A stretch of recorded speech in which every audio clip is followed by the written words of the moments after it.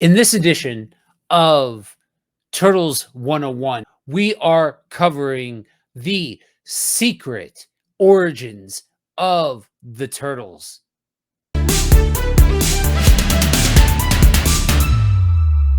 Let's jump into it, Shellheads. Guys, most people know when you talk about the Turtles that they were four turtles that were covered in ooze and transformed into the heroes in a half shell. But what if I told you that some of the very fundamentally core aspects of the Turtles were inspired by another New York based crime fighter? Most people know that the patron saints of the Shellheads, Kevin Eastman and Peter Laird, started off drawing the Turtles as kind of a joke.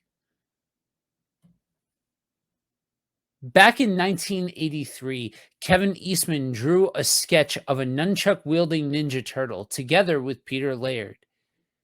And this proved to change both of their worlds entirely. Eastman jokes in interviews that Pete drew a cooler turtle. And so I, of course, needed to top his sketch.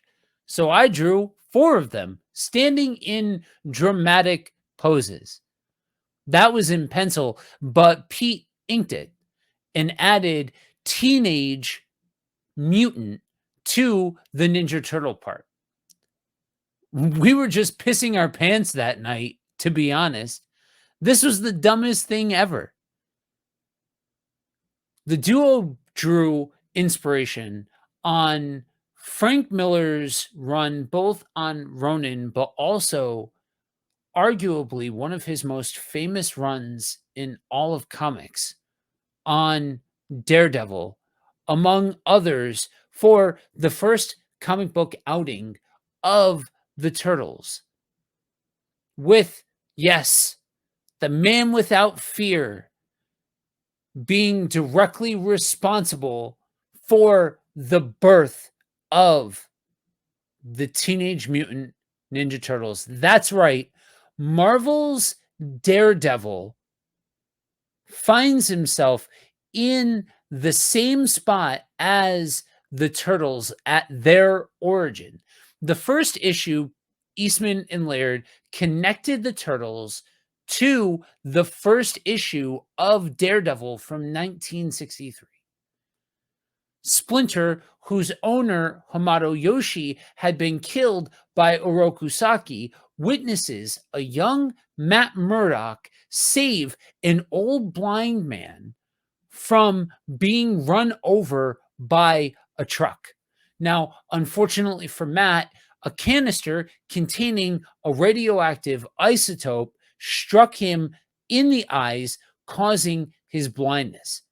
It was this canister that bounced several more times, as the comic says, and smashed a fishbowl containing four baby turtles, with those turtles in the canister falling through the manhole cover and into the sewer below. Splinter tells it like this to the Turtles. Fortunately, a pile of dead leaves and papers broke your fall, but the canister smashed open, releasing a glowing ooze which covered your bodies as you crawled around in it.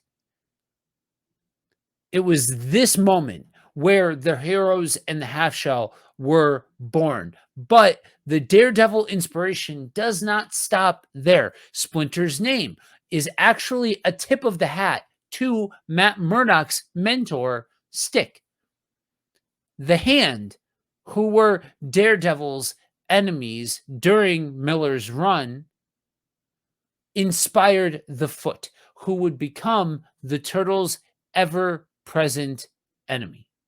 We live in a world now where comic book superheroes dominate the landscape of pop culture.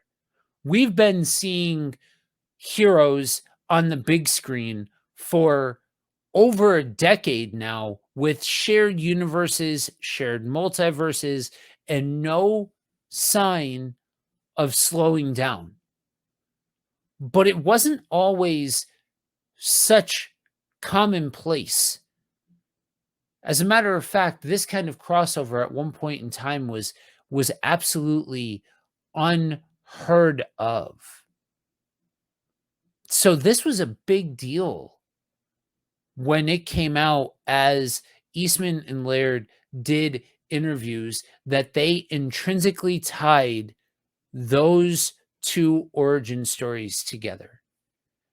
Now, mind you, we've never gotten that particular comic, so to speak, from Marvel in an official capacity.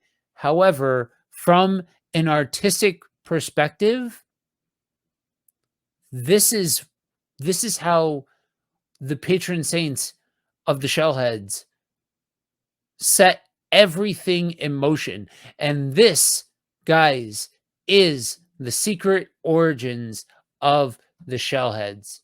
Guys, sound off below. Let me know. Did you know about this? Did you know that these two characters are intrinsically tied? Did you know that these two stories are intrinsically tied? What other questions about the Turtles verse do you guys have? What are your favorite secret origins from your fandoms, and what do you want to see me cover? Because that is what matters to me. What do you guys want to hear from Shellshocked? Guys, until next time, Cowabunga Shellheads.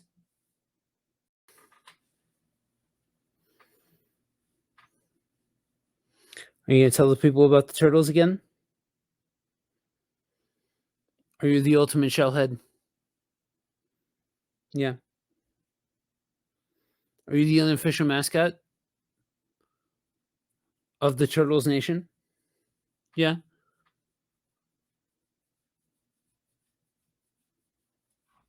Goodbye.